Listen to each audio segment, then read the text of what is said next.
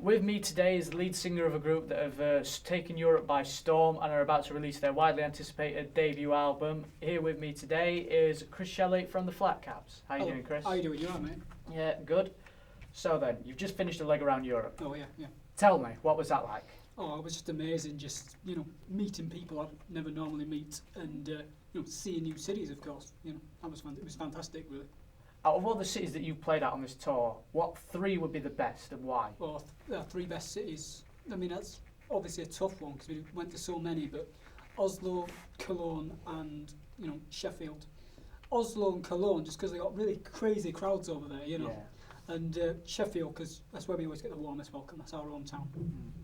What was it like being out on the road for so long? I know the tour lasted for 2 solid months, and that's a long time to be away from home. Did any of you guys get homesick? Oh yeah, I think we all got a bit homesick. Of course, because 2 months is a long time for anyone.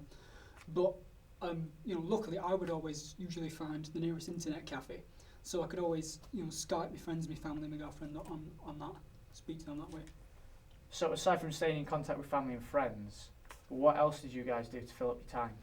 Oh well, me personally, I'm a bit of a gamer, so I'd have my laptop with me so I could play games to eat away the time.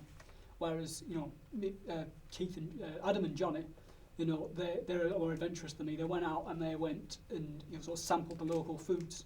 Funny story about that, really, because they ate a couple of dodgy frankfurters and we had to cancel a tour, cancel a gig because of that. Dodgy those frankfurters. Yeah. Okay then, what was the first thing you did when you got back home? Oh well, first thing I did when I got back home is just sleep, really.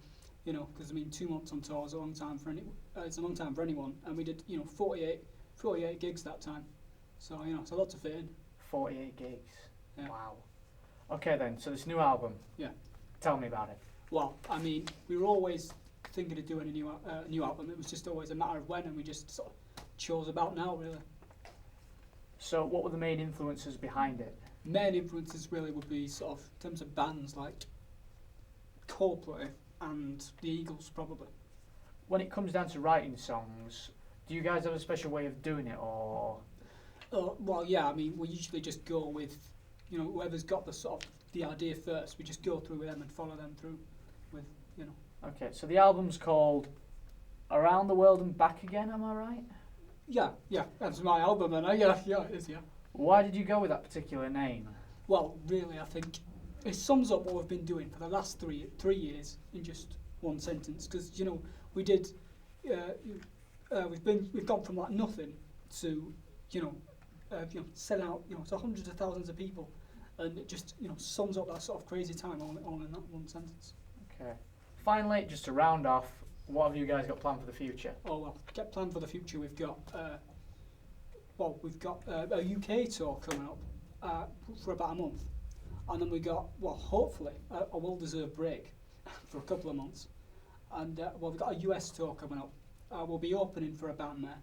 I just cannot remember their name, but, I'm very busy. Let's just hope they're not watching this, otherwise you might get kicked off or shouted at. Oh, yeah. One of the two. Oh, we're Yorkshiremen, so I can deal with it.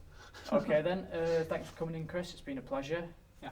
That's everything from me. Next time I'll be talking to Yumi at Six's Josh Francesco about their sold-out show at Wembley Stadium. Back to the studio with Jake and Fran.